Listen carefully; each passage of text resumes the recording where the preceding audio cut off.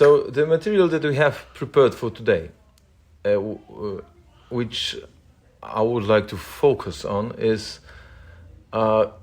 three statements of philosophical importance by Shulgin, which is two of his early texts, some qualitative properties of the Psychotomimetics and the chemical catalysis of altered states of consciousness, which is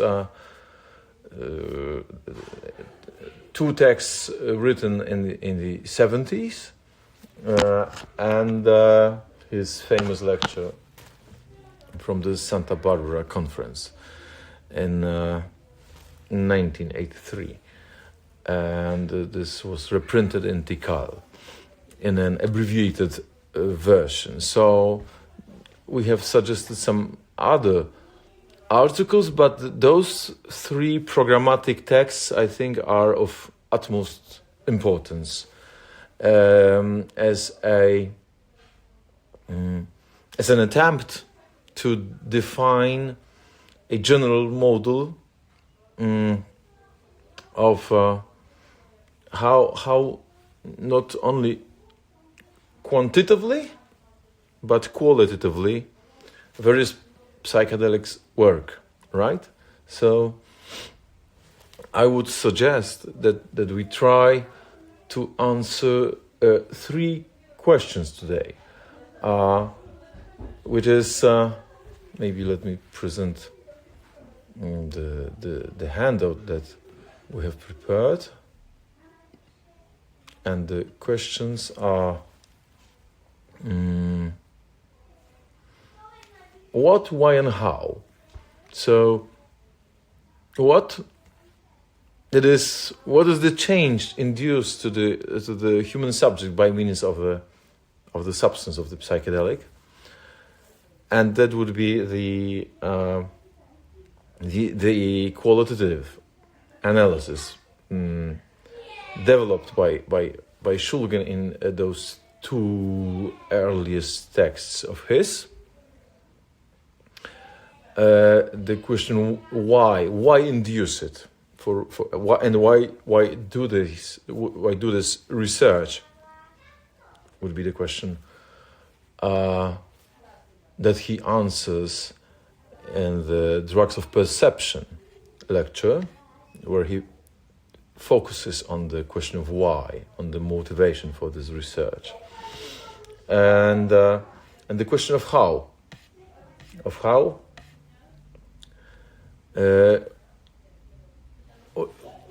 I would like to answer it by referring to the subject that we have not discussed previously, which is the method of self-experiments and the research group that Shulgin assembled for this purpose. So those are the three questions that I would like to ask and to answer, and use these three texts that I have suggested as the most important texts, and to use them to answer these three questions. Jitka, would you agree with me? Yes, I thought it was interesting to see how Sasha thought about what these drugs do, and especially what these drugs do in relation to perception and the senses. Yeah. And therefore the communication between the external world and the internal consciousness. So we can probably touch upon these topics. Yeah, there's the first question. What is the change induced? What happens when we use them? So the first question addresses these themes that you've mentioned. But maybe we could start with the photos collected on the website, the photos from the 83 conference in Santa Barbara, right? They are not very well known, so it might be interesting to see the photos of young Shulgin some others present at the conference. I think I have managed to share the screen, share the window with those photos. Let me know if you can see it. I think you do.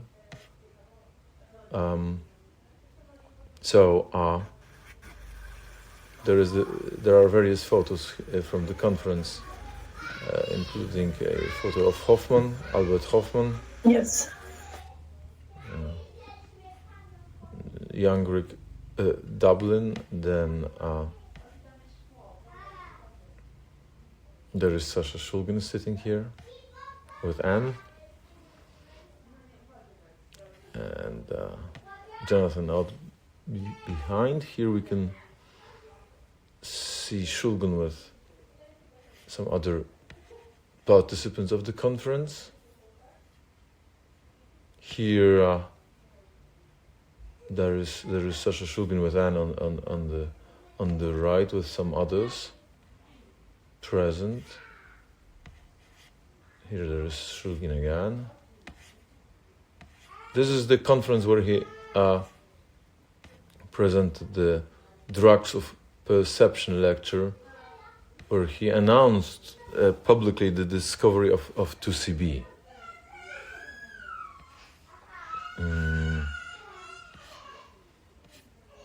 Yeah, so this is the conference that I think we can safely state where he was made famous by means of this talk, Drugs of Perception, which is his programmatic manifesto, you could say, in which he considers psychedelics as tools and as a kind of vocabulary, right? So he has those two fundamental metaphors that psychedelics are tools and they also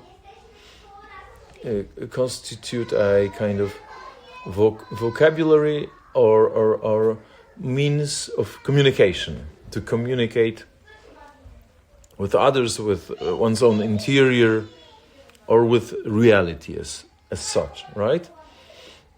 I think we'll return to this question later. And but perhaps before we do that, I would suggest that we answer the question why. Yes, I think this is the question that he addresses directly in the Drugs of Perception lecture, right? Why does he do it? What is his motivation for this research? And there are many answers, obviously, so I will try to summarize them, and then perhaps you, Jitka, will be so kind to refer to it and somehow supplement my answer. So. And anyone can also just jump in. Definitely. If you want to say or ask. Definitely. So let me first summarize the answer that we know from the Drugs of Perception lecture. Here, as you can see on the handout, he says, he explicitly states this question: why have I, for the last 25 years or so he assumes, having started at the end of the 60s, more or less, after having tried masculine, why have I conducted a persistent search into the design, preparation, and evaluation of new and different psychotropic drugs? This is the question that he poses explicitly. And then he says, there are two straightforward answers that he knows, that he can think of. And that would be answers that are easy, straightforward, but they are safe, but ultimately they are false. So one possible answer is that, we call those substances psychotomimetic substances because they imitate the state of psychosis, and therefore, in order to understand these states induced, we need to research. We need to examine those means to attain those states. Well, yes, this is true, but this is not sufficient. And then he adds another question that would be a safe one, but still insufficient and ultimately false as his motivation. He says that, we know that there are two main categories of substances that are psychoactive, and these are phenylethylamines and tryptamines, but of course we know of the neurotransmitters in the brain that have a structure of a phenethylamine and tryptamine, that is dopamine and serotonin, and for this reason we need to do some research to understand these mechanisms, how it works, and how we can use psychedelics to operate upon the brain in a similar way that those neurotransmitters do. But then he says, of course, this is also not enough to devote one's life to such a quest of scientific discovery. And he says, in fact, the motivation for him is to seek the tools or to develop a vocabulary, which is a very interesting metaphor. And these tools and this vocabulary might allow, and here's this metaphor of communication that you have mentioned, Jitka, this vocabulary would allow humans to communicate in a conscious way with the interior of their own mind. Therefore, one could call this vocabulary a vocabulary of awareness. So the ultimate way is to develop new methods of communication, by means of the tools that constitute a vocabulary. And such communication would be, on one hand, a communication with the interior, on the other hand, a kind of transcendental communication, as he says, and therefore they would constitute tools of enlightenment. And also of communication between the physical and the spiritual world, and also a communication with the unconscious, to kind of bridge the gap between various conflicting aspects of mind. So the mind is split, kind of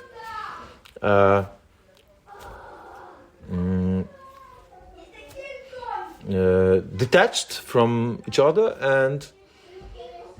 and the goal is to kind of form a link or a bond or a tunnel, and therefore prepare means of communication to or of joining the disjunct aspects of the mind. And also, as he says, it would be a communication between the brain and the spirit. So the physical and the spiritual, brain and spirit, various parts of the mind, the unconscious and conscious parts, and also kind of even beyond, towards transcendence. So this is the answer provided in the Drugs of Perception lecture. We have some other answers formulated earlier in the 70s, and there he says that the goal is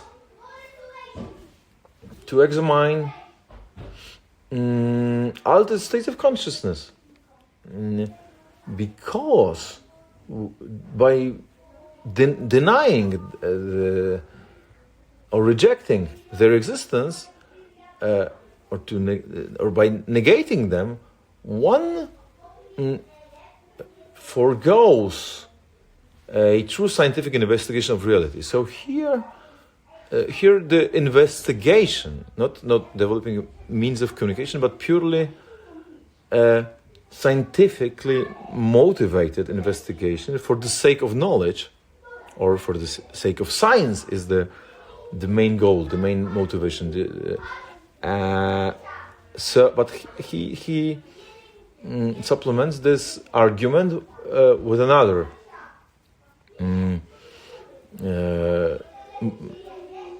motivation or argument.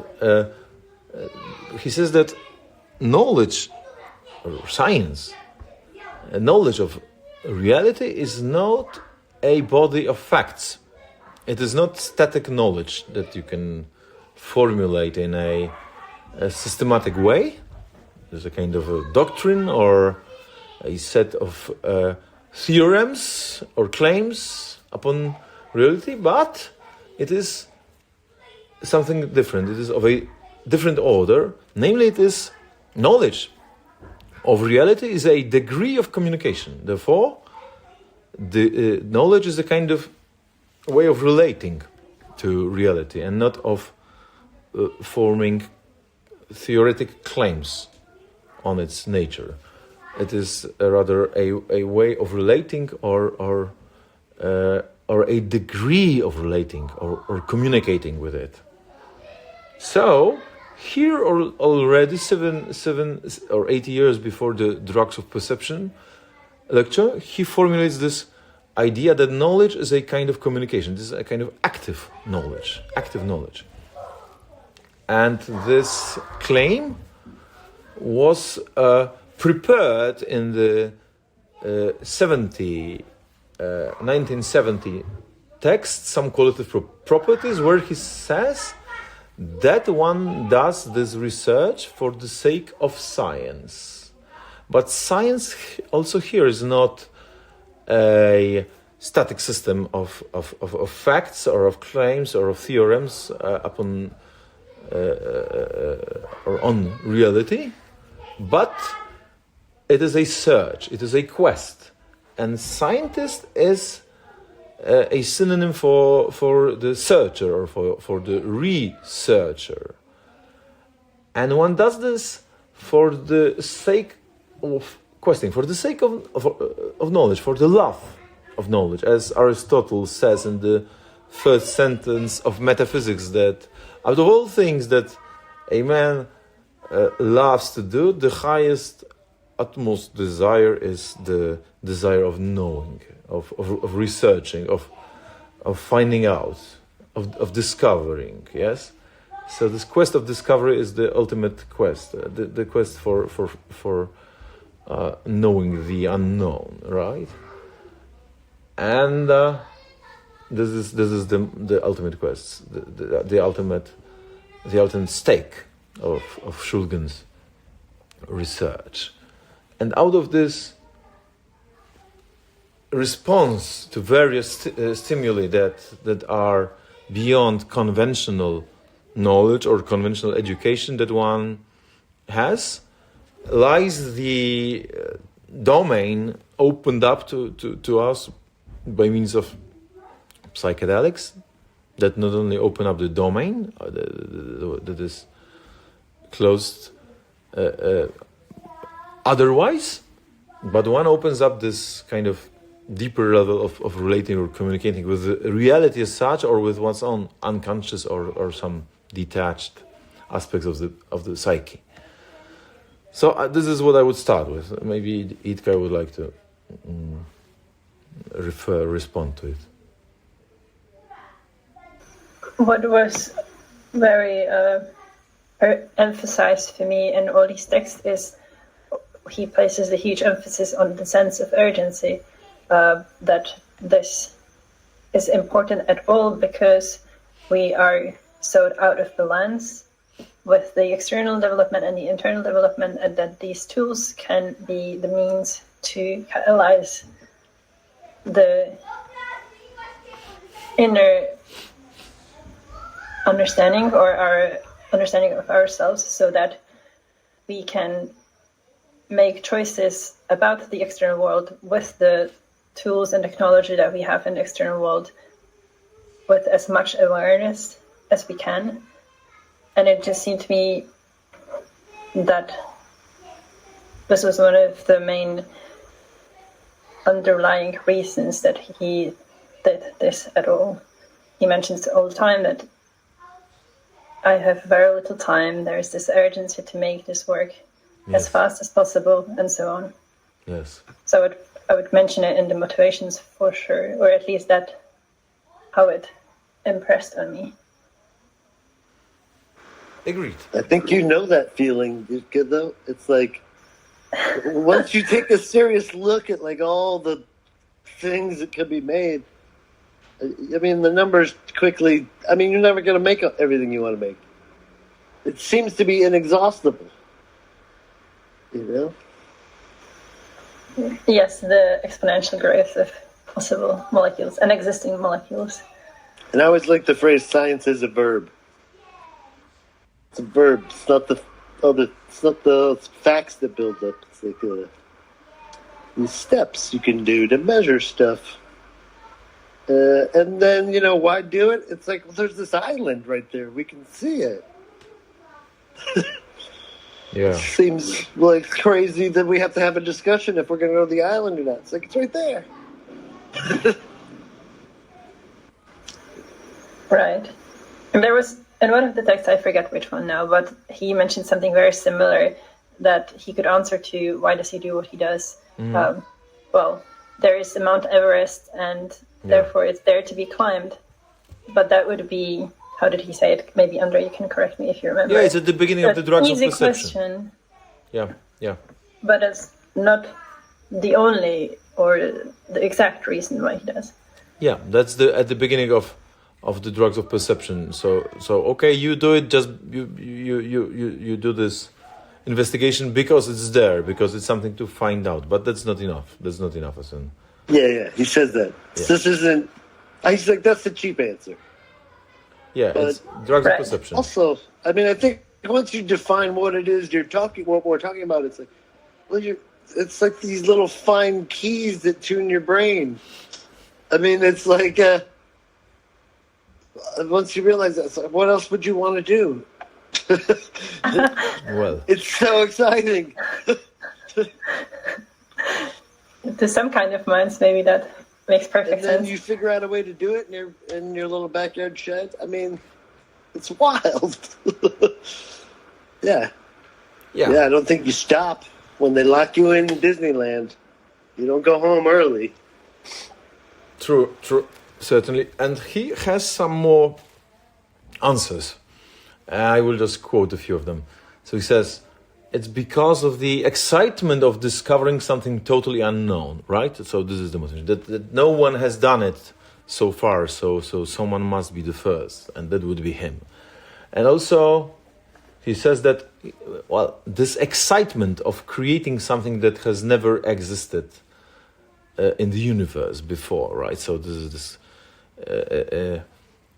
excitement of touching not only the unknown but the brand new, the moment of creation, of pure creation. This is exciting. So he says his job is to be the first one who does it, the first to discover a new substance and push on somewhere new. So to be at the front, at the edge, at the avant-garde of discovery, and at the forefront, right? So, and then it's a creation that he compares to artistic creation, right? Like composing a new piece of music or a painting, and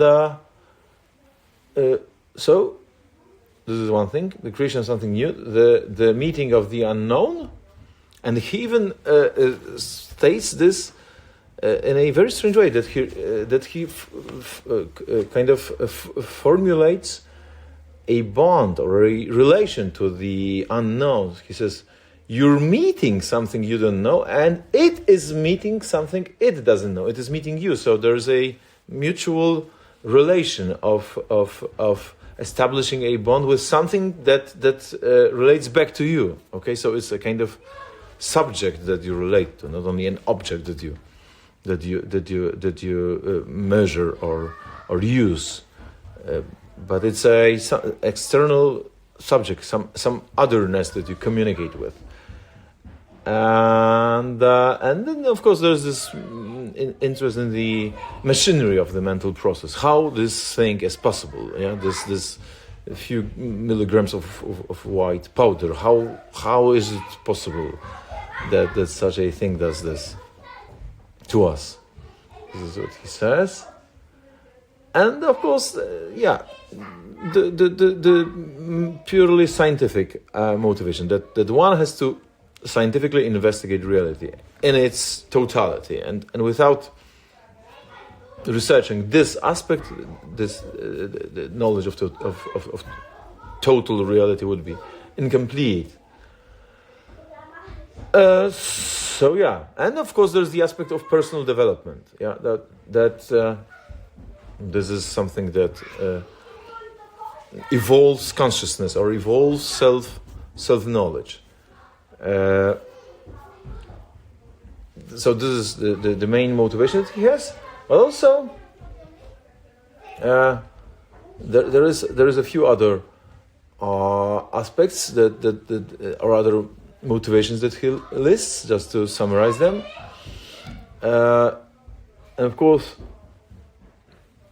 besides those mentioned, he says that, of course, they are tools for learning, for personal inquiry, for self-discovery, they are tools for research and for therapy, and of course they have some religious significance. It's another possible usage. They give religious insight, and they allow for an internal mental revolution or transformation, right? And of course, they give access to a deeper level of reality, some deeper, more comprehensive, or more real than sensual or sensuous reality. Something that is more real than reality, yes, than the everyday reality. And also, this sounds very Platonic, right? That there is some reality that is more real. This is a classical Platonic figure of this internal shift or internal revolution that occurs once you do this periagoge, this change, this shift. This is the key philosophical movement that one has to make. And also, therefore, he says that those tools allow for an encounter with the transcendental, mystical, or the religious domains. And all those experiences allow for some kind of a revelation or a revolution, internal revolution, which gives insight, a genuine, unmediated insight into some domain that is opened up, and thereby the internal world is reinterpreted, it is re-evaluated and revised, yes, reassembled. So there is a restatement or a redefinition or a reinterpretation of this internal mental structure, and some shift, radical shift of our understanding of the world and ourselves is possible, right?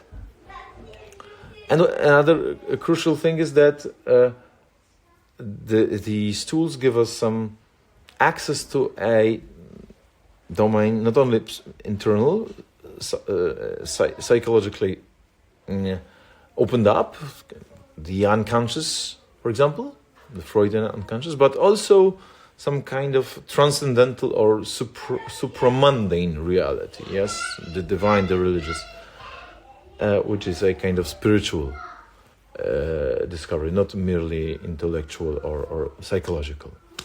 So I would say these are the most important motives or motivations that he lists.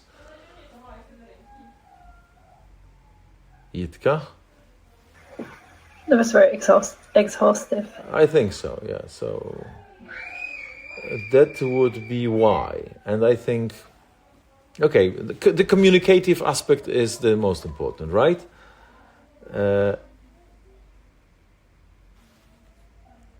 So let's proceed to from why to how, which is the research method and the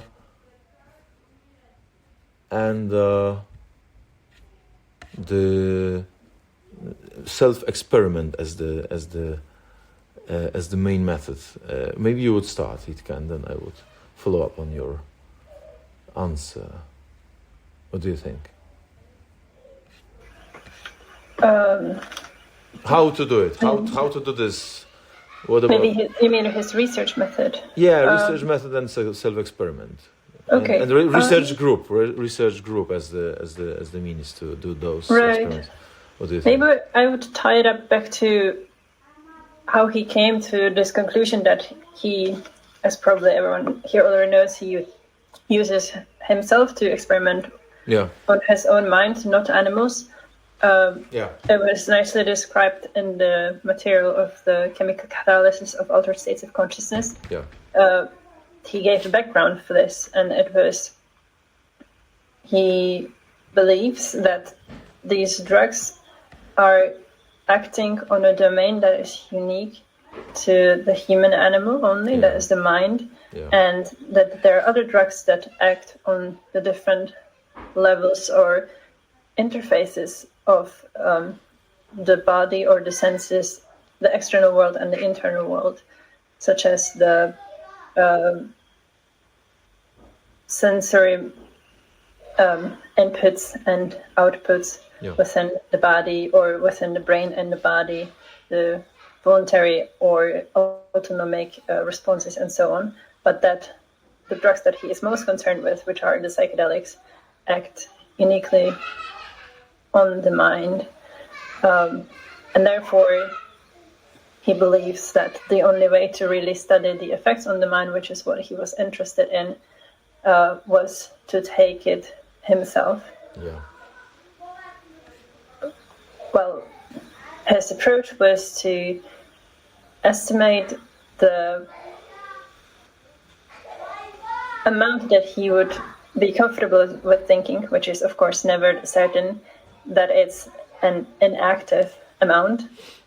And start there. So it was very minuscule amounts. Well, you could not do it otherwise, as long as you don't know anything about the substance. Once you decide to work with something completely unknown, you have to start with the minimum possible amount, right? Yes. And still, even then, you can never be certain, because that's the inherent aspect of doing something unknown, that you certainly don't know until you try. So there's this... As in case of LSD and Hoffman, right? So he never expected this dose to be active in... The potency was totally a different range than those of other drugs known at the time. Exactly. And the additional factor, there may be like a DOB effect where you have a 3.5 hour latency between consumption and even first alert of the effects.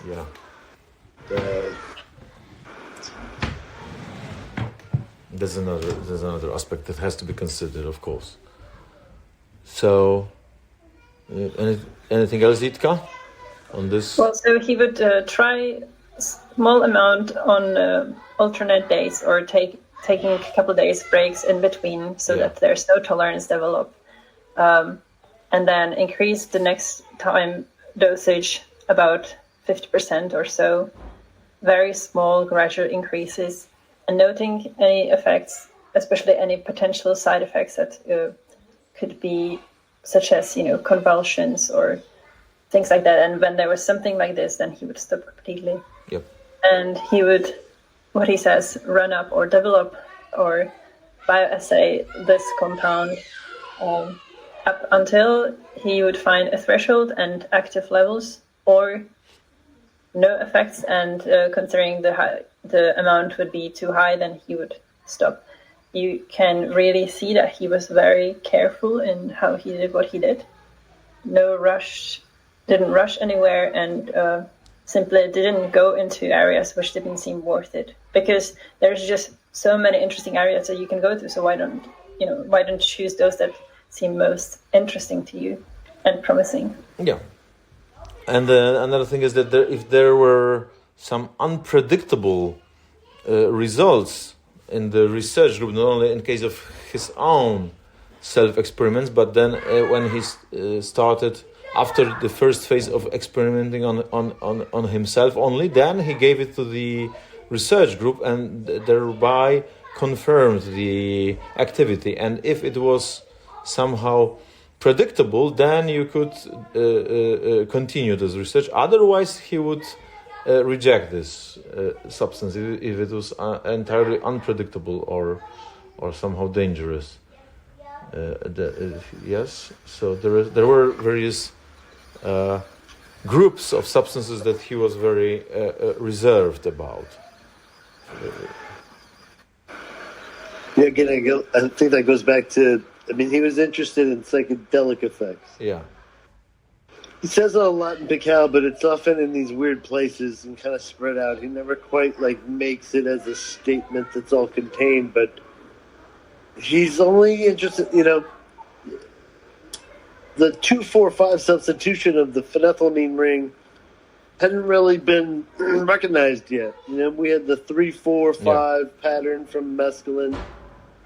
Sasha kind of realizes, oh, wow, this 2,4,5 pattern is 10 times as potent, 100 times as. This is a drastic increase. And then, his early creation, DOM, STP, he wasn't sure why this drug was so much more potent than mescaline. It wasn't clear to him yet. And so he developed the 10 classic ladies, he called them, where he, there's 10 unique hydrogens on that molecule. So he, one by one, replaced each of those hydrogens with another methyl group, and they're named after classic ladies. Ariadne and Beatrice and all these Florence. And some of them actually were made in this series, very early series, still not tested. No one's ever tasted them. He finished them long ago. He notes in one of the books, it's been about 13 years, it's still on the shelf. Yeah. That's in the 90s, so it's a surprisingly underdeveloped area of chemistry, much like cannabis. It was taboo enough that, Sasha looked down many of the early hallways. I think is a good way to imagine it. It was well, there's nothing down here. But again, you have to. It's always good to have the key that when he says it's good or not, he's talking about psychedelic effect. And there's a couple of places in Picao where he says, I know I'm looking at some of these other compounds wrong that aren't psychedelic, and I kind of poo-poo them, or however he states it. And he's but it just, it's such an underdeveloped area of chemistry. He just never runs out of new parts of the molecule to experiment with. Yes, or there are some chemicals in the notebooks that are described in a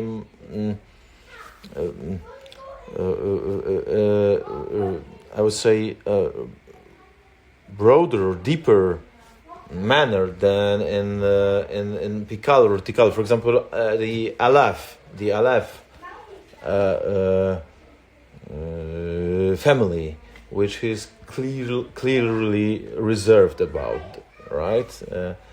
But there are very interesting pages on Aleph in the lab books. Very exciting, but apparently his somehow reserved towards this family of This is substance. not a holy document, and I implore you to like take heed and just go to the comments and the experience reports, because often Sasha's like, I think I'm gonna go somewhere else to the molecule, but then you read the extensions and commentary and the experience reports, and it's like mild intellectual stimulation, no anorexia, no trouble sleeping.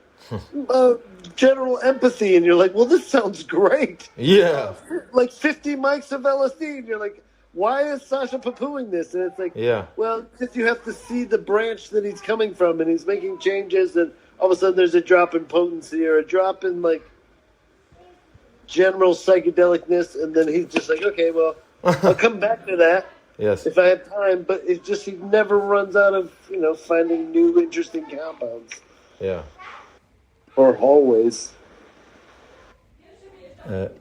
I think I could quote this part on the LF family, but maybe in a moment I will return to it. But I would like to return to the question of the method at the moment. So there are several nice descriptions of the method that I would like to quote. So, for example, in the earliest texts, in one of the earliest texts on him, in the 1978 Playboy article, Future Highs, there is this was one of the earliest descriptions of the method, which says that it was his custom and scientific protocol to ingest his own compounds and then examine the effects. And during this experience, even finding clues to his next creation in the pattern of his hallucinations. So there is a suggestion that he was somehow inventing the structures during the mental insight that he was given during the experience, and then he defends this procedure as the epitome of informed consent. Yes, so this is the most straightforward description of the method, but it was also described by Shulgin himself in various places. But there is an interesting review of Pikal by Peter Stafford, where he considers this method as impeccably traditional, the technique, the investigative technique.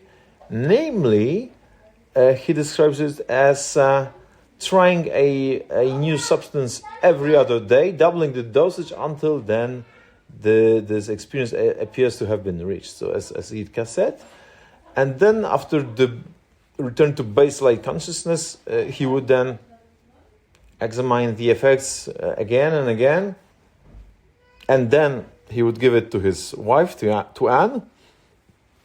After having his reaction confirmed, he would only later give it to his research group. So there were apparently 3 stages: first, self-experimenting on himself, then sharing it with his wife, and only after this experimenting with the research group, with the associates who were his kind of primary group for testing the new discoveries. And then the number of people in the group is stated from 6 to 8 or even 11 associates. You certainly know it in detail. Of course, the members are not disclosed by name. We know just a few of them. And then he describes in one of the interviews,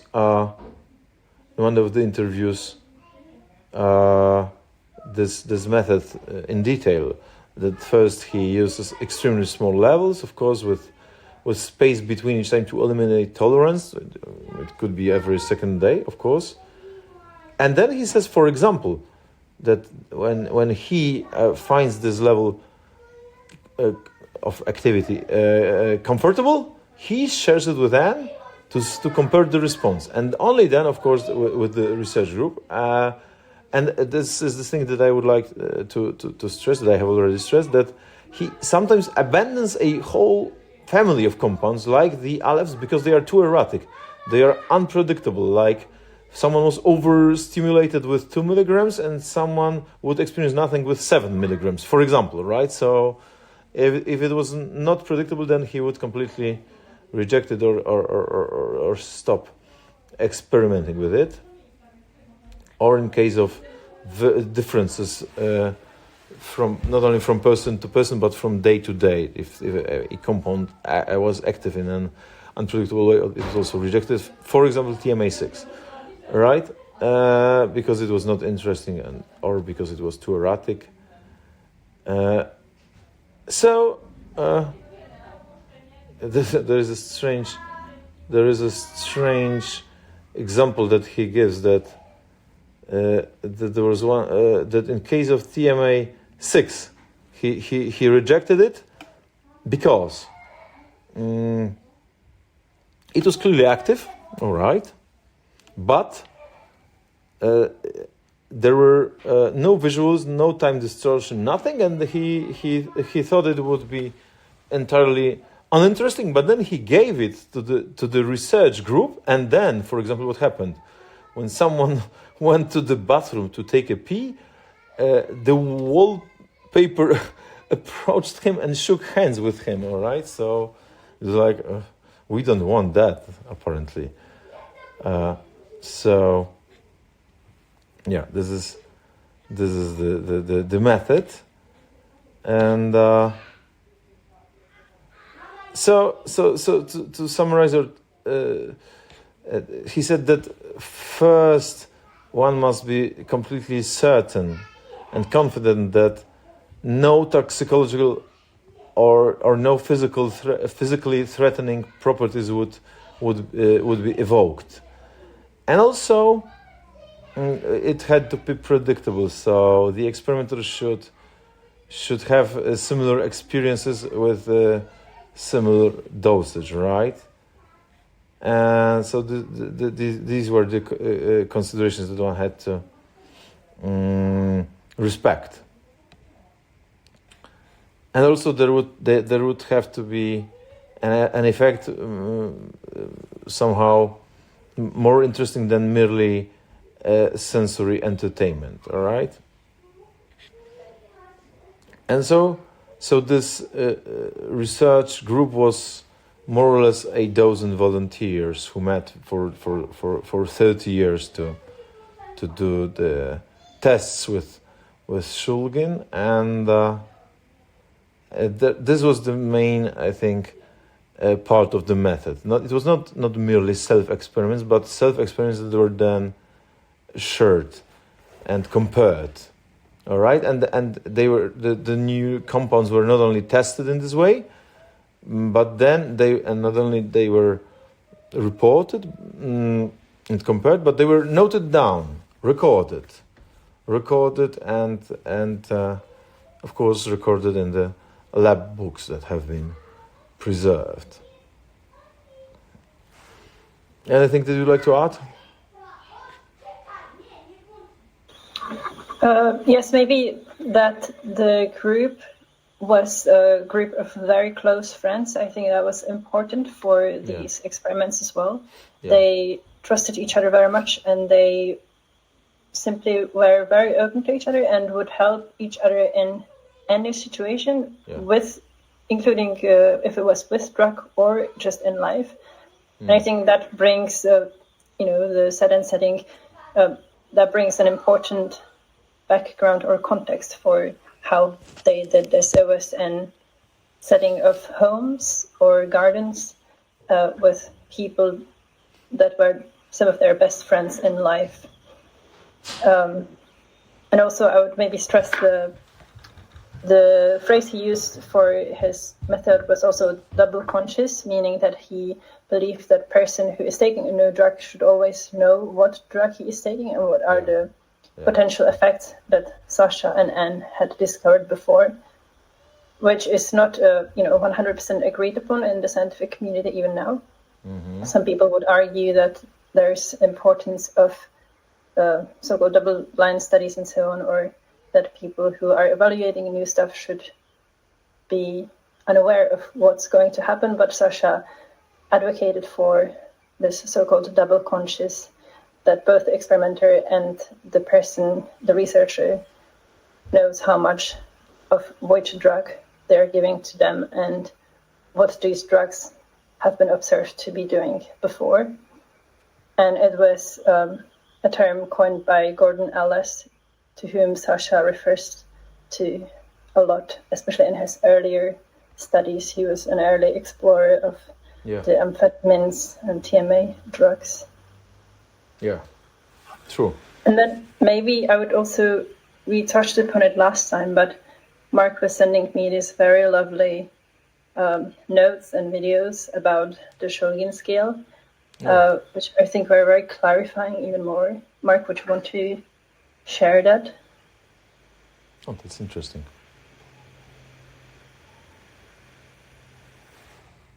I think Mark can't hear you at the moment. But what kind of videos? Sorry, I was just trying to get to my power cord before it died here. Yeah. Yeah, the Beckley Foundation, they're on the Beckley Foundation's YouTube. Okay. There's a series of videos that are just Sasha and Ann talking to Amanda. Oh, yeah. Oh, yeah. And Sasha talks about the scale, and it's probably like the most data-rich information about the Shulgin scale. All right. Often, most people think it's who've casually heard of it. Think of it as like a +1 through +4. Yeah, that's what most people know. There's actually a plus. There's a minus, which is nothing, no effect. Yeah. There's a minus plus. There's a +1, +2, +3. So it's like a 5-category scale, and then there's this additional category because of these occasional experiences that are hard to explain. They're you're unlikely to experience them below a +3 is like the full. You're getting the full shine of the drug, basically. +2 is like, oh, I can see what the flavor of this thing is. I don't know if this is the full experience. Yeah. And this often changes throughout the course of tasting a new drug, like through time of the experiment. You may be at a +1 early, and then a +2, and then a +1. It kind of wavers. It's not a rating of the drug so much as some kind of metric on your state of intoxication. And often Sasha forgets to leave out that it's like, well, the psychedelic thing is what you can be fully immersed in. So that's a +3 is like you can have +3s. He kind of hints that you can have +3s that aren't psychedelic, but I find it hard to believe because, I mean, really what you're after is a +3, which is full, okay, I see how long it lasts. I see exactly what this drug does. Yeah. And it's, most places in the world it's generally frowned upon to share a toxin with your wife, or even worse, something boring. So by necessity, you have to kind of figure out, like, is this piece of art good enough to share with somebody else? But at some point, I mean, I think if you're a scientist, you realize, well, your mind is just constantly lying to you and deceiving you. And then all you have to do is watch the sun move across the sky and be like, obviously the sun's moving, and to realize how wrong that is. So, especially with psychedelics, which, like Sasha says, affect this particularly human aspect of consciousness. Your rat can't tell you that these two drugs are basically the same, except I could go to work on this one, and I don't think I could on this one. I mean, once you get through the general work of is it hitting that receptor or not, a rat doesn't really tell you much. And so that's, I think, an important thing to keep in mind when you're envisioning how Sasha's doing all these experiments all the time. He's not taking acid every other day. Yeah. He's trying to figure out what his recent changes to this molecule did to the drug. And it's called structure-activity relationships, if you're into chemistry and science and stuff. And basically what you're trying to figure out is where on the geometry of the molecule are all these effects located? Like, what happens if you start lengthening the carbon chain to 2 carbon? Well, maybe it gets good for a while, and then all of a sudden activity ceases. Okay, well, that's good to know. What happens if I do this here? Oh, the visual activity just becomes unbearable as you increase whatever. What happens if I replace all these hydrogens with fluorines? And I mean, this is the labyrinth you can't get out of. If you're interested in this stuff and you start down this rabbit hole, it's like you quickly realize that you're not going to be able to make all these changes, and there's so many promising hallways to go down. I mean, you're more likely to just, I don't know, give up on humanity and get with lab ratism. And I mean, it's a pretty wild thing to make up something with 14, 15 carbon atoms, maybe just 1 carbon atom away from something that we've always had. And that's pretty wild. It's pretty hard. And then this thing happens to like slightly adjust the only instrument we have to gauge ourselves and the environment. And so, I don't know, it's like finding all the valet keys, and it's nothing but sports cars you wanted to drive. I mean, So I thanks, Mark. I think this leads us to the final question of what are the states induced by means of psychedelics, and therefore to the assumption that there are various qualities induced by means of them, that a change in the structure of the molecule changes its activity. So this structure activity relationship is the crucial relation. This assumption that it is not so that all those compounds have similar or identical effects, and that they all have the same goal, the same endpoint. On the other hand, and by the way, they don't differ only in potency, but just the opposite, he says, is also false, that they are all completely different, completely unique. No, the answer is somewhere in between, but we have to assume that there are changes in the activity or in the experience, in the quality, and of course we know that there are. So even the discovery of MDMA proves that it's something entirely different, and some even consider it an entirely different class of drugs other than psychedelics, right? So since it's not visionary but only kind of psychologically active, it can be somehow differentiated, and other distinctions have been made, and some classifications have been attempted by Shulgin, and they are very interesting. They are a classification within the domain of psychedelics, right? So I think such attempts have not been made before in such detail. Only general systematizations have been attempted, and this is a very detailed analysis. And I mean the two earliest texts, some qualitative properties and the chemical catalysis of the text of 1775. So after he was already experimenting with those substances for more than 10 years, he attempted to formulate a general typology of those states, or a kind of map of mind, and so he says that we certainly can distinguish various qualities, and the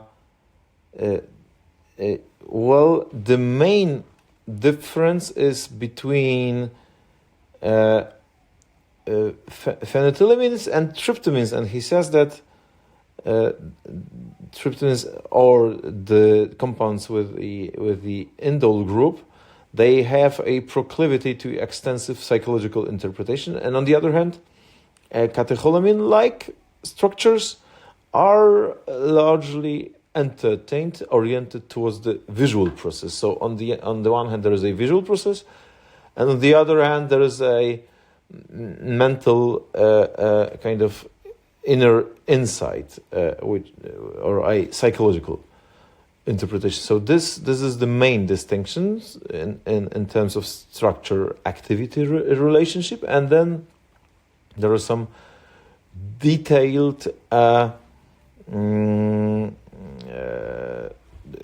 differences or distinctions that he makes. So there are various types of qualities identified. Of course, there is a quality of intoxication and a quality of introspection and a quality of escape, right? Of course, of entertainment as well. And so of course, the one that he is most interested in is introspection, the psychedelic effect, not escape, not intoxication. And so we can speak of also a kind of inhibition and lack of defensiveness as the interesting effect that we encounter, not for example with MDMA, but not only, and of course general psychic activation, and therefore a kind of cognitive advantage that we can attain, and the lack of inhibition, the lack of resistance of the ego, and enhancement of communication. Of course, this is one thing, and therefore this effect of enhanced communication is, as we already said, the communication with the interior and or with the transcendent and so on and so on. But besides this, he also made other distinctions and that I would consider crucial, and in a moment I would suggest examining them in detail. So in the first text published in 1970, he distinguishes between the effects upon the senses, upon the body, and upon the psyche or the mind, right? So there are like three various domains that are affected by the psychedelic compound substance: the domain of the senses, of the body, and of the psyche. This distinction is not self-evident, of course, because soma and the body and the senses are somehow combined or connected. We can get into this in detail in a moment, but then there is also another categorization suggested by Shulgin, where he says that in the second text written in 1975, where he says that one effect, of course, the one that he's not interested in, is the effect of amnesia, where the states achieved, the insights achieved are not remembered, and this is not very constructive as a research or insight tool. So in this case, as for example with daturas or with scopolamine or atropine, this is the effect, and he rather discourages the use of such substances. But on the other hand, there are substances that promote states of either perceptual or conceptual change, or on the other hand, that have effect upon the senses or the psyche or on the mind, and some of them call upon past memories or past events, and so this ability to recall is crucial here. And I would say the most interesting family of substances are those who give cognitive insight or conceptual change. But of course, those who give perceptual change or who give access to some unconscious structures are also of utmost interest for him. And we could delve into this in detail in a moment, but maybe you have some general remarks on this way of dividing the qualities. Right. There is, the thing which he was asked, do these substances lead all to the same place, or are they different? Yeah. And he had to answer it on, both ways. And in one sense, in a very specific sense, it's all the same place that they lead to. It's your own interior. It's your own inside. And that's exactly where you get when you take a psychedelic drug or through a different method. But on the other hand, the doors that you use or the perspectives that you're opening up are differing, and that's why it's worth exploring all these variations, because it's a different perspective, it's a different doorway, a word that he uses a lot, that opens up to some aspect of yourself that is, again, already in you. It just allows you to become aware of it. So that was just one point to that. And then there can always be generalizations, and it's also very important to try to do so and systematically try to understand this structured relationships, try to find patterns in what does what, and what are the tendencies when we change molecule in this way, what happens there. But then there's always going to be exceptions and something that is completely the opposite.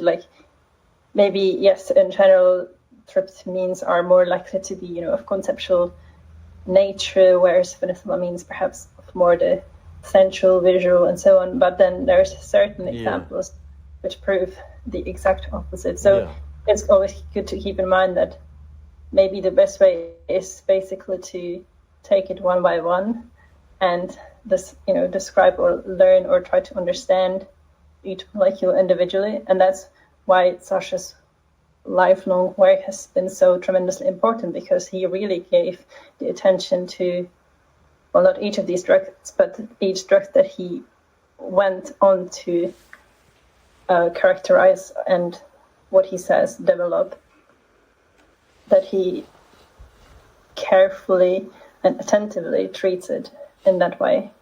And then from those little things, we can start seeing bigger pictures, but only once we really know each of them separately. Agreed. I think that's why we are going first to generalize today, and then in the subsequent sessions that follow after this one, we will address the details of each particular substance that he was focusing his attention on. But I would also refer to what you said, that all those substances give us insight into a kind of interior of the mind, which is the same interior. I would say that he also had this theory of one single unified reality, or as a philosopher would say, a theory of one single being that is everything, and that there is nothing other than this being, other than this reality. Is a classical ontological claim formulated by Parmenides and other monists. So he says really that there are not many realities or many domains of being, but there is only one single infinite reality. He says this explicitly, and all things that exist, everything that is real, unreal, that is a fiction, that everything that is false, as long as it's something that you can experience, it is a part of this unified, single, infinite reality. Whatever appears to you, whatever is given in an experience, is this single reality that is experienced. There is no other one. So, whether you call it an interior or something external, or something transcendent, or something subconscious or unconscious, is the same single reality that you are always experiencing from various perspectives. So I think, this is crucial. I agree.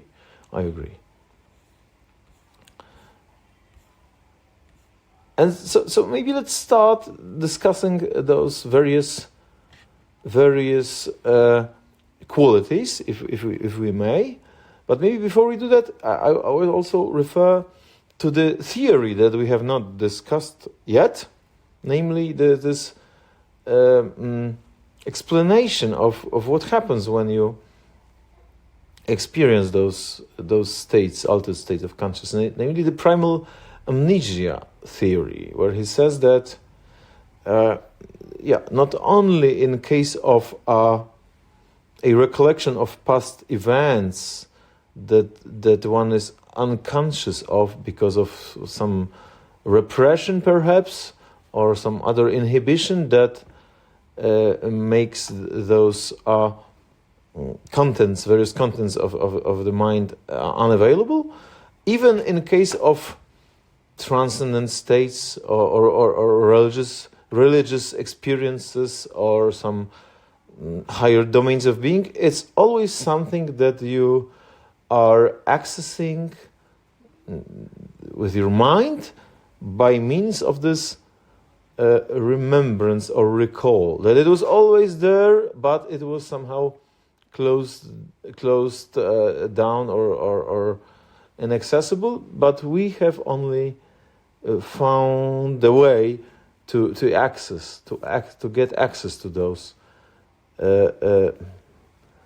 memories or hidden contents. So it would seem, according to this primal amnesia theory formulated by him, but earlier by I would say in a similar way formulated by Huxley in his reducing valve theory, namely there is this assumption that the normal state of mind is characterized by some disinhibition which has performs an evolutionary function of maybe a ways or means to survive, because otherwise, if it was not inhibited or hidden, we would be less able to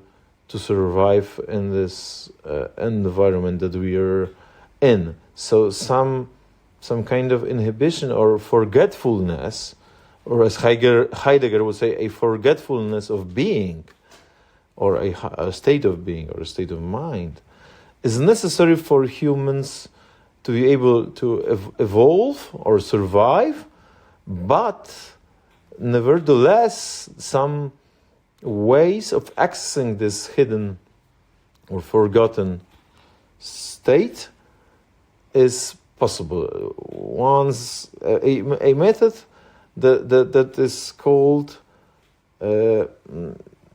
anamnesis by Plato. Yes, so something is forgotten. There is a primal or original amnesia that is the condition of possibility of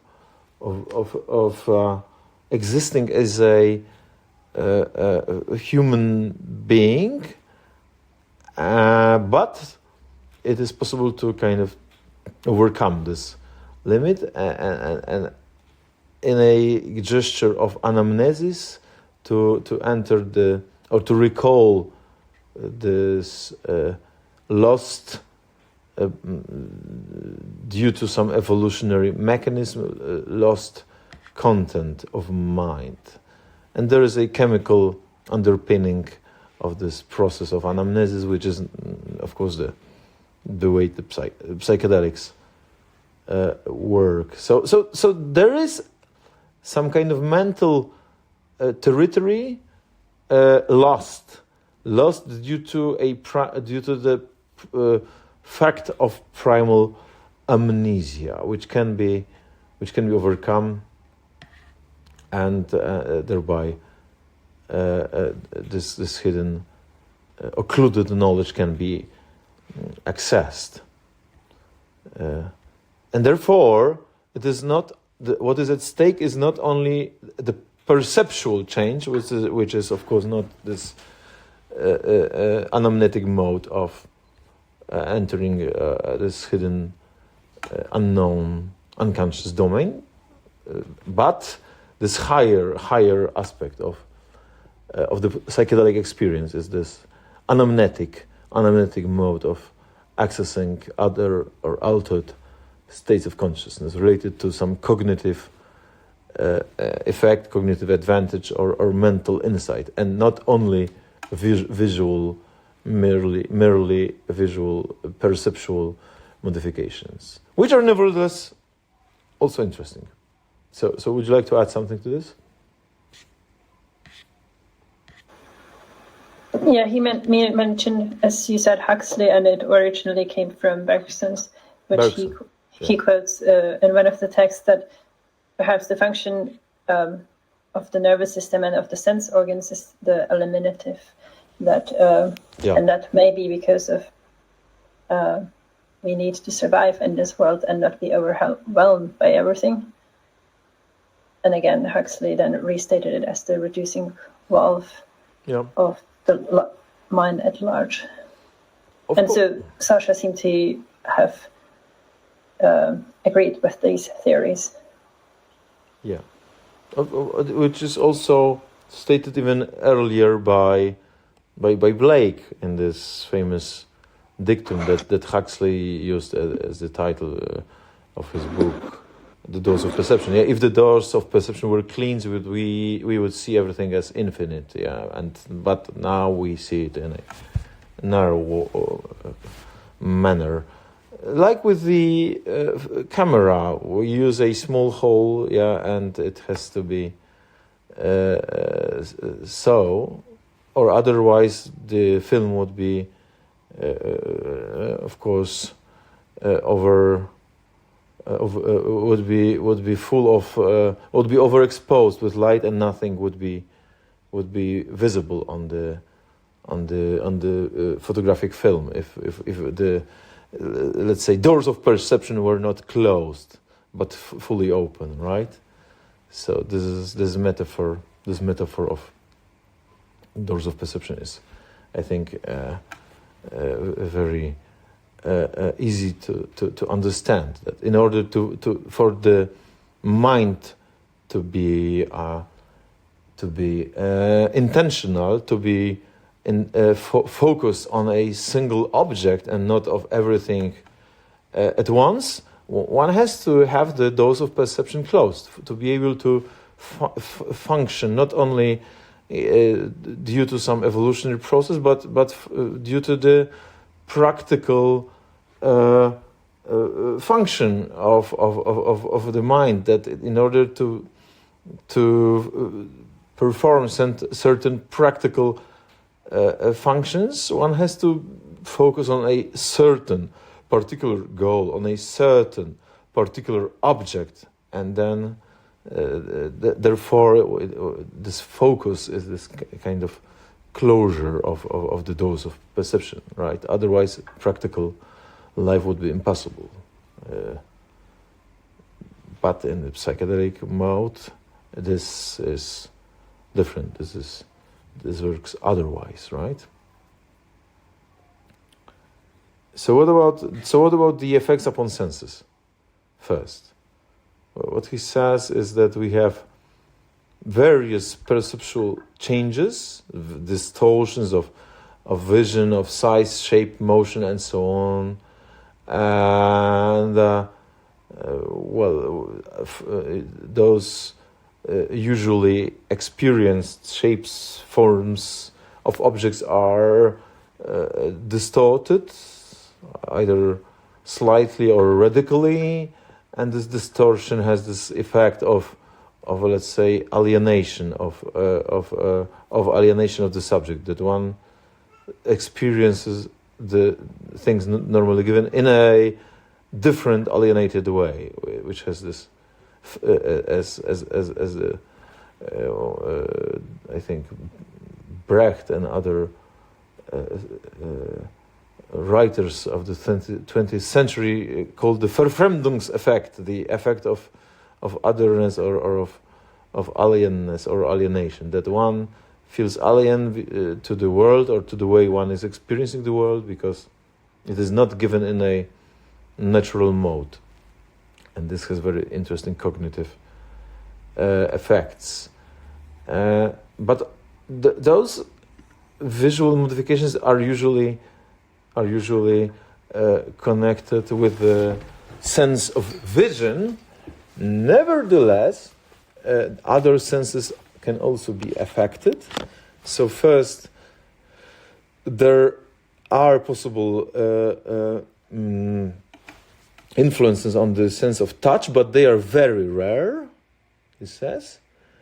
There are some effects possible in the auditory area, and he gives examples that there are modifications, as with DIPT, D-isopropylotryptamine. This is this famous tryptamine that has an effect on the auditory sphere only. Yes, so it is interesting for this, for the sake of this quality.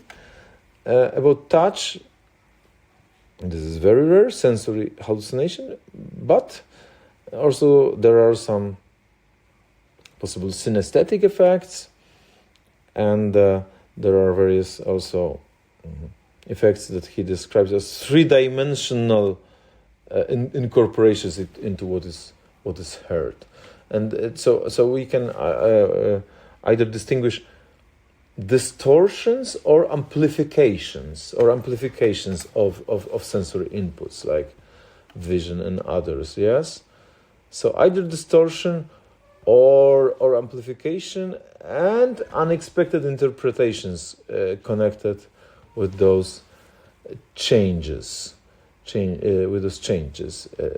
affected by the substance, and but he also mentions in terms of sensory modifications or enhancements, not only visual, not only auditorial, not only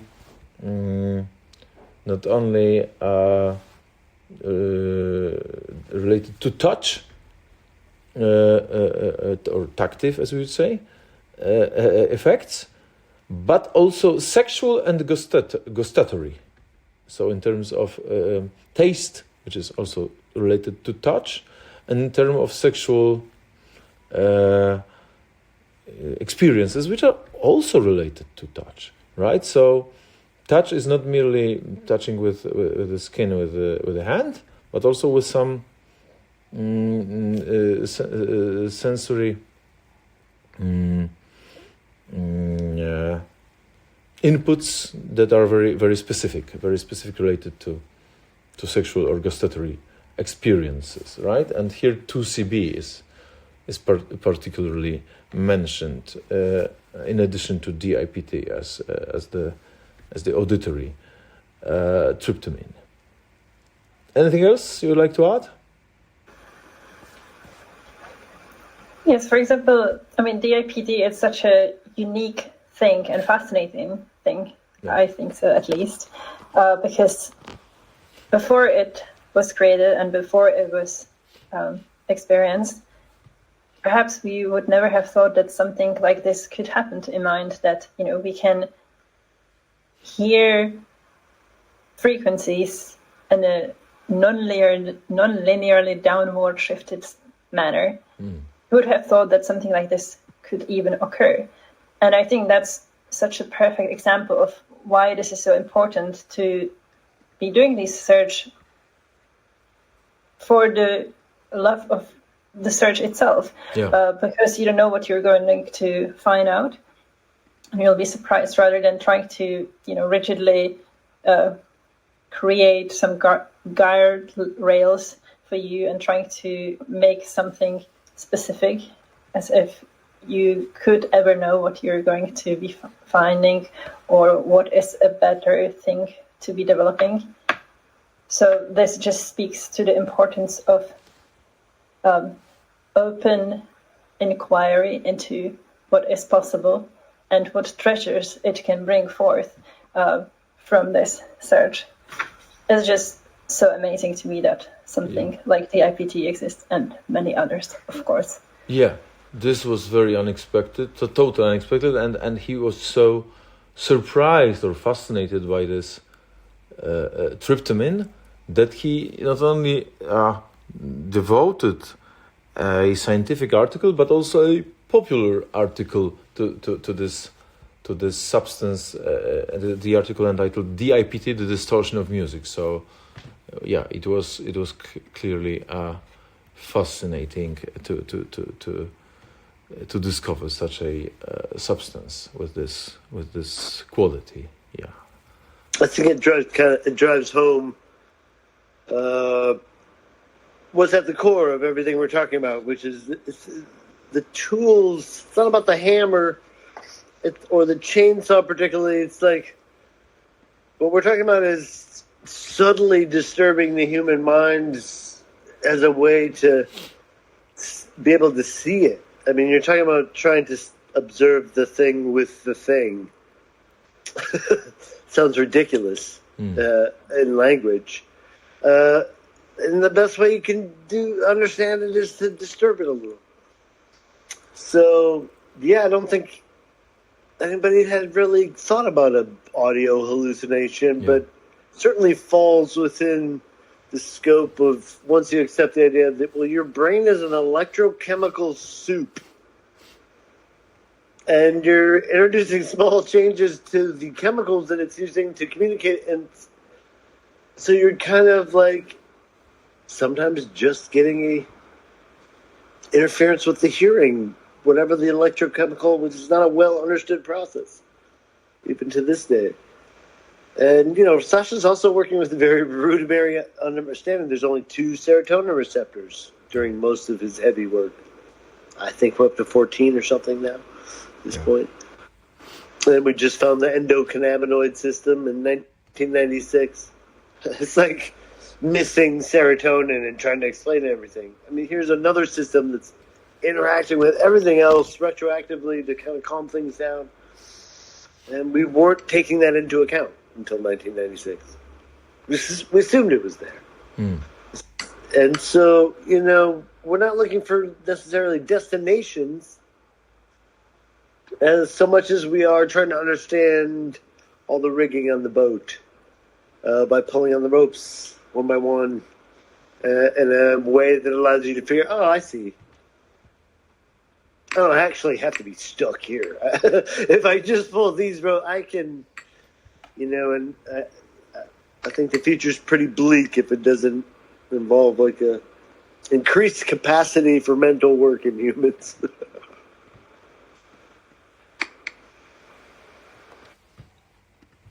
Yeah, thanks. I agreed. I would add maybe I would suggest discussing the 2 other aspects: the somatic and the psychic, the mental changes that he's describing, and that would be the last thing to discuss today. So the somatic domain, the somatic effects are not obvious. Are they not related to the sensual, to the perceptual changes? Are they something different? What does he mean by somatic? And he says, well, the principal somatic change is for him depersonalization, the separation of brain and body. Yeah, so the detachment from the body. That thing that we have traditionally called the journey of the soul, the separation of the soul or the psyche from the soma, as the Greeks have explained such experiences, like in the dialogue Phaedrus by Plato, that when they say that the wings of the soul grow and the soul starts to fly somewhere without being connected with the body, thereby it is detached and able to discover something by means of other inputs or other perceptual systems than bodily, right? And this has been called also psychanodia, by the ancient authors. And there were hundreds of descriptions, traditional descriptions, in classical ancient authors of this journey of the soul, the psychanodia, sometimes called the Himmelsfahrt, the journey to heaven, whatever. And of course, we were usually interpreting those descriptions of the journey of the soul as a kind of metaphor or a literary device or kind of analogy or allegory. But now, after the descriptions of such states or insight induced by means of psychedelics, we know that they are not only metaphors or not only allegories, but they are experiences that can be given to the subject and induced, I would say, artificially by means of a substance that has such an effect of a detachment of the bodily and the mental, and so this is the principal somatic change for Shulgin, but he also considers changes in time perception, somatic. So this is one thing.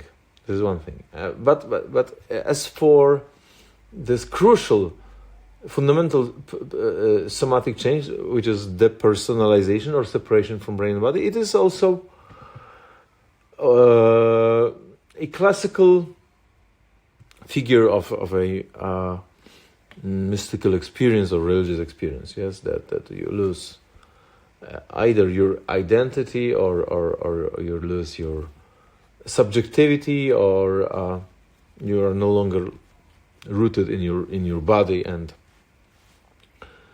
you lose your own identity. Some call it ecstasy, other call it death, and it is even described as dying before you die. And therefore one cannot but think of the figure of Socrates in the Phaedo, where he says that to philosophize is to exercise, to perform an exercise in dying before you die. Yes, and that seems to be a description of this effect, of this fundamental somatic effect. Yes, that you die as in terms of being identified with your body, with your personality, with your identity. Yes, and you perceive the reality from an entirely different kind of transcendent or non-somatic perspective. So this is the crucial somatic effect, or the effect of, so to speak, overcoming or transcending the somatic aspect of your being.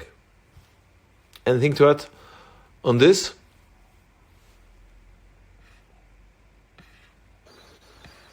Not really, no. All right. So how about the mental? If you, Itka, would like to address this final subject of the psychic mental effects, which are the crucial ones after all, the crucial ones, the most dramatic effects, and as Shulgin says, the most difficult to put into a neat classification. What do we have here? Non-sensory awareness, closed-eye visuals, open-eye visuals, and various effects, cognitive effects of this insight. Anything you would like to say about the psychic or mental aspects of the psychedelic experience as categorized by Shulgin?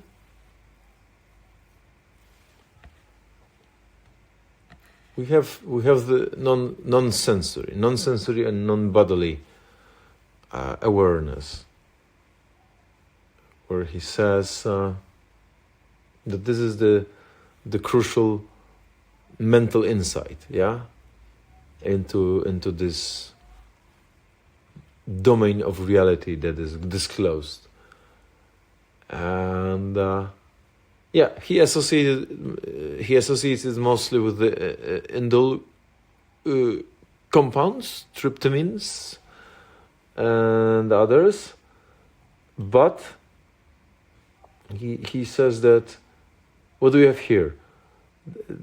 We have an experience of a kind of dream world which seems more real than the normal world, or another domain of reality, which, of course, to a certain extent reminds us of the noetic domain as described by Plato and Aristotle, the domain of nous, of the mind, and the experience of such domain as noesis, or the purely mental insight into the domain of the mind or of the nous.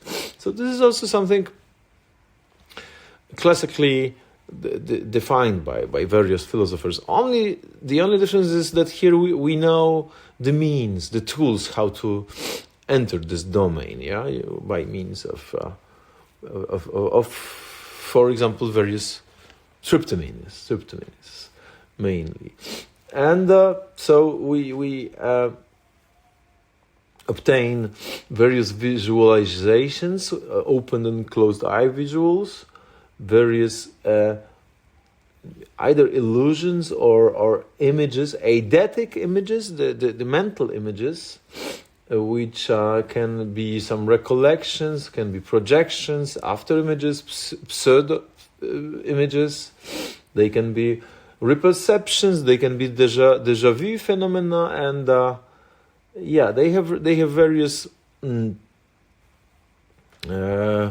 qualities, and they can be distinguished and defined in particular. And he says that these effects are most dramatic, but at the same time most difficult to classify. So because they are eidetic, they are related to some kind of mental imagery. They have been used. They have been described by means of the term eide, which is images in Greek, right? So therefore, there was an attempt to call the class of compounds that induce such mental images, whether closed or open-eyed, eidetica, or eidetics, as substances that induce those eidetic visions or mental images. And there are various detailed descriptions formulated by Shulgin in his earliest articles about the closed eye and open eye visuals, right? So what he says is that those that are closed eyes can give a recollection, an insight into past events, recalled events, memories, reliving of earlier experiences. They can be either true or invented, fictional, or they can have a geometric form of various patterns, arabesque patterns, visual spectacles. We know it from various reports that, for example, in Shipibo culture or in various Tucano or Desano Indian cultures, even the entire visual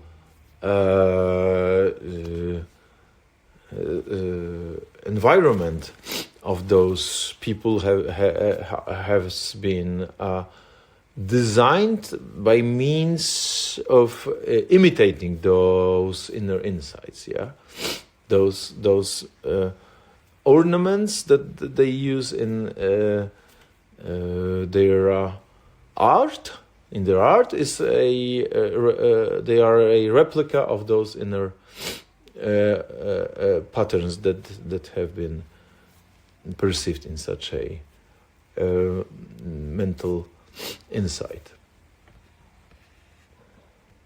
And of course, the crucial thing is, in case of both closed-eyed and open-eyed visuals, is that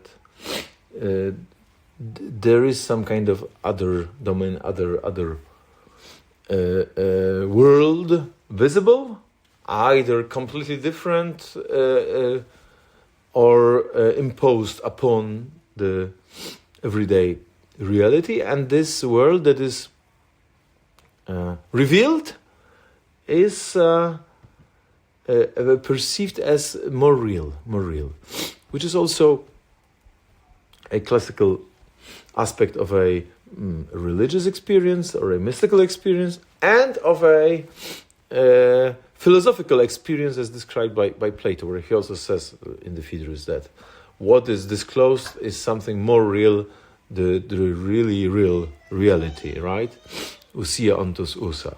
So also Gordon Wasson has described his experience of psilocybin mushrooms, where he says, this is more real than the reality that I have seen, and this is certainly what Plato has experienced, and so on and so on. So this experience of a reality more real than every reality is something also described by James as a characteristic of a religious experience. And here it is a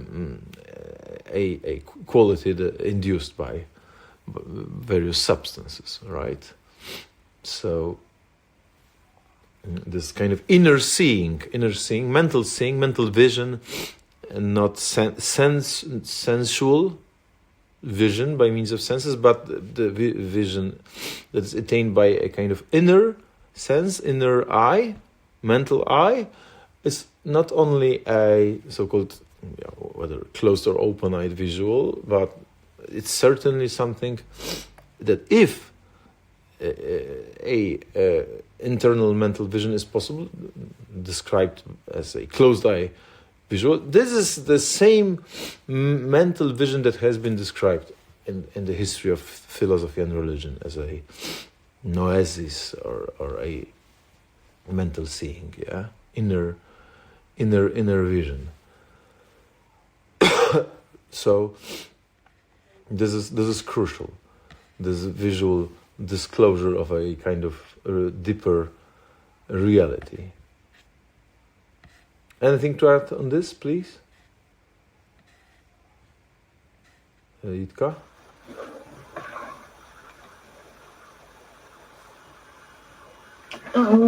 Maybe there were some drugs, if I remember correctly, maybe it's wrong, but I think it was one of the Aleph series. And I remember there was a comment on it, or let's say there was a drug which produced almost exclusively conceptual changes rather than the external entertainments like visual. And Sasha commented on it that it was perhaps the thing that Aldous Huxley was looking for in his mescaline or LSD or psilocybin experiences without all these so-called distractions in the form of nice colors and pictures and so on, but it drew the mind specifically there. So, I mean, that made me think at that time when I was reading it, which was a long time ago, that maybe for Sasha that was also an important aspect. Yeah, if you're mentioning Aleph, I think it was at the end of lab book number 2, I think, if I'm correct. There were very interesting descriptions of it. I may be able to find it now, and that would be, I think, the last thing to discuss, unless we have some comments or questions or remarks from others. But let me see if I can find this description of Aleph. If I don't find it, we can discuss it some other time when we focus on Aleph. But this was really amazing because it was not mentioned and not described in such detail in either Pikal or Tikal. So I think we would have to return to it later on. So anything else that you would like to add, to summarize and add as a summary, or I think we could also mention the ineffability that, of course, that those states are ineffable, they are indescribable, ultimately not reducible to discourse, especially not reducible to a description formulated with words. That this description is something secondary, something that is only a shadow of this experience, which is beyond words and beyond description. And of course, somehow one can try to grasp the qualities and reduce them to a set of categories, set of words. But ultimately it is beyond words, and this is what various authors also relate to this description that is either described as religious or mystical, or whatever transcendent or metaphysical description experience it could be, but the indescribableness, the ineffability of something beyond language is crucial to understand. There are poets say it better than. Yeah. Oh shit. Mark.